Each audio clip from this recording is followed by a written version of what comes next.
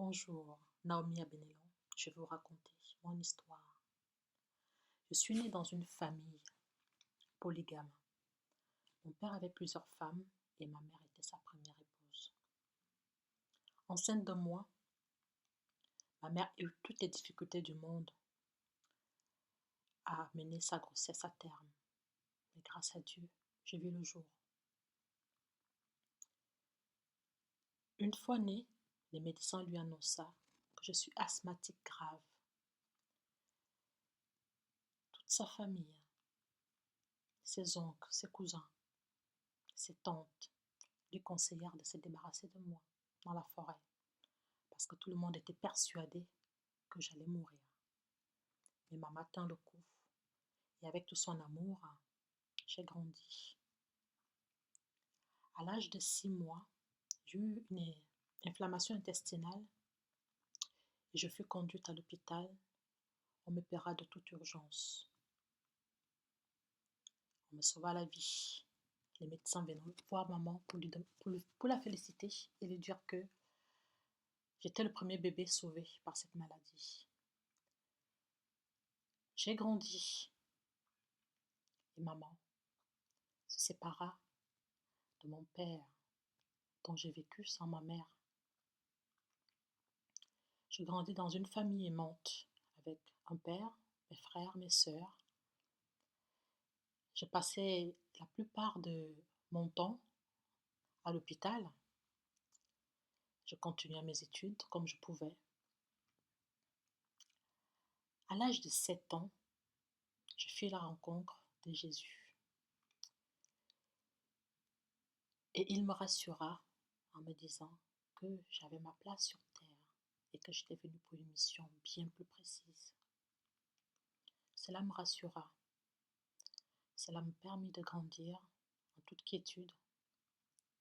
À l'âge de 15 ans, j'ai quitté mon père pour aller rejoindre ma mère au Gabon.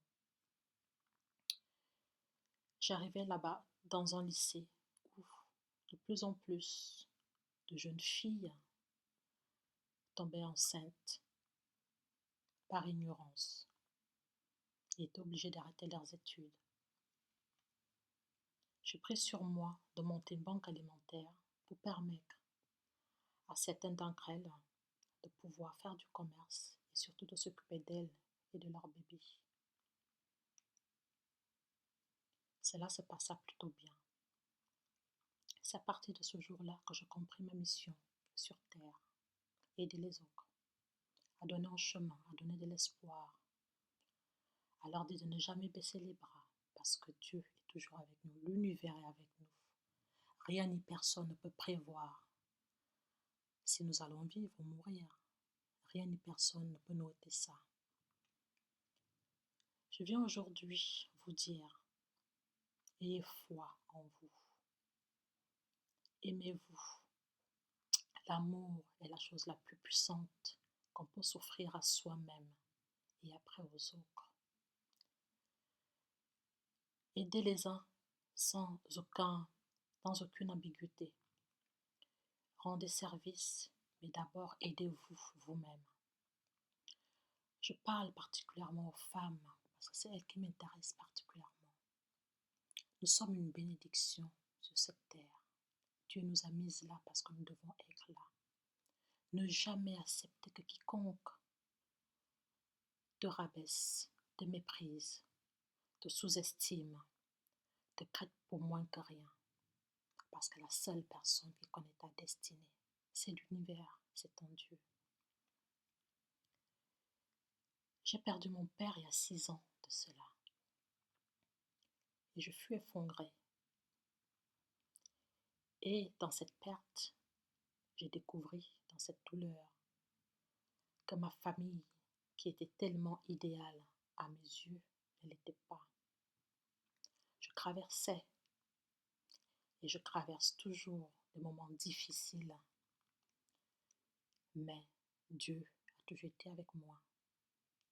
J'ai cette chance-là d'être en conversation permanente avec lui et surtout avec Jésus. Et je viens te dire aussi aujourd'hui, tout ce que tu peux traverser, tes peines, tes cris, ta non-entente envers les autres, l'univers ouvre les mains pour toi. L'univers est là pour toi, pour te guider. Travaille dans ta mission. Cherche absolument à savoir quelle est ta mission sur Terre. Travaille pour être en accord avec ta mission sur Terre. Crée ton entreprise pour être en accord pour ta mission sur Terre et tu n'en seras que très heureuse. Élève tes enfants qui seront le fruit de ce monde demain dans leur mission. Remercie l'univers de tous les biens qu'il te donne tous les jours. Prie, prie, mais surtout agis. Lève-toi et bats-toi. Lève-toi, même si c'est compliqué, c'est dur. Toutes les petites actions que tu peux entreprendre sont de grands pas qui peuvent changer énormément de choses dans ta vie. Si tu as un travail, un emploi où tu te sens complètement enfermé, où tu ne te sens pas toi, prends ton courage à deux mains. Cherche quelle est ta mission et conduis-toi petit à petit vers elle, parce que c'est elle qui est le sommet et qui va te sauver.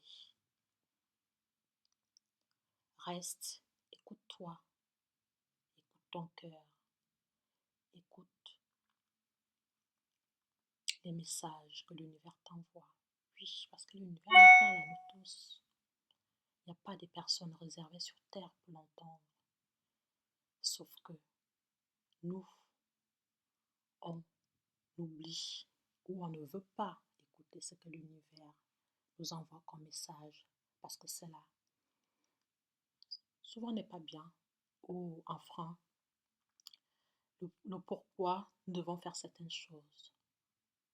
Lève-toi, prends ta vie à main et tu seras la femme, l'homme de demain.